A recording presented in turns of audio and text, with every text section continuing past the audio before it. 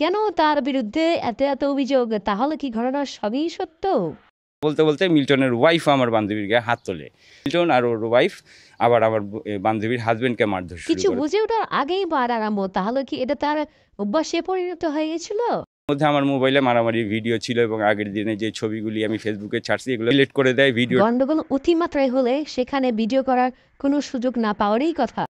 মিল্টনের অনেক বড় হাত, মিল্টনের অনেক ক্ষমতা, ওনার সাথে র্যাব পুলিশ সবার একটা যোগাযোগ আছে। তো আপনারা এটা নিয়ে আগায়েন না। কথা শুনে আমার মোটেও মনে হচ্ছে না তার হাত অনেক বড়।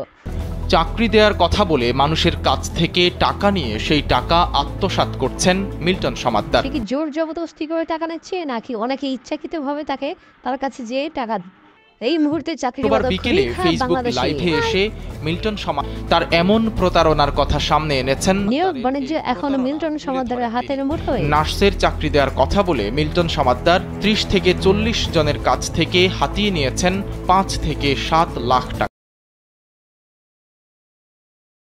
আমি দেখলো খেতাম, আমিও কিন্তু তার সাথে খাইছি। কেলেঙ্কারি তার বিরুদ্ধে একেবারে মাটির সহিত মিশিয়ে দিল। সে যখন আমার অফার করছে, হ্যাঁ, অতএব আমি খাইতে আমার বাধ্য হয়েছে। এখন রইল কেবল নারী কেলেঙ্কারিটা। সেই কিন্তু প্রথমে আমার দিচ্ছে। এমন সমাজসেবক কার্যকলাপ তিনি করেন যাতে কেউ বুঝতেই না পারে। সে আগে আনছে, কালেকশন করছে, কালেকশন করে আমার নিয়ে খাইছে, আমিও খাইছি। কিন্তু পৃথিবীতে ব্যবসায়ী তো হতে পারে না। গোসল করে তো কাশেম ভাই যে বয়স্ক লোক মুরব্বী, উনি বলছে যে ভাই আমি গোসল করাইতে একটু অস্বীকার করতেছে, বলতেছে যে ওই শরীরে বিভিন্ন অংশে কাটা ছেঁড়া থাকে, সেলাই করা থাকে, কাটা ছেঁড়া থাকে এদিকে। গায়েবের দাগ নাকি অন্য কিছুর দাগ আর কি কোন দেখা যায় পেটের এদিকে। নিজেকে মুসলিম হিসেবে দাবি করছে মিল্টন সমাদ্দার।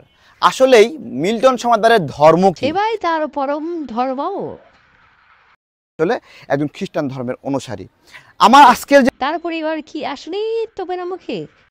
মিল্টন সমাদ্দার নিজেকে মুসলিম দাবি করছে কিন্তু সে একজন খ্রিস্টান। এখন কি হবে তার প্রতিষ্ঠানের?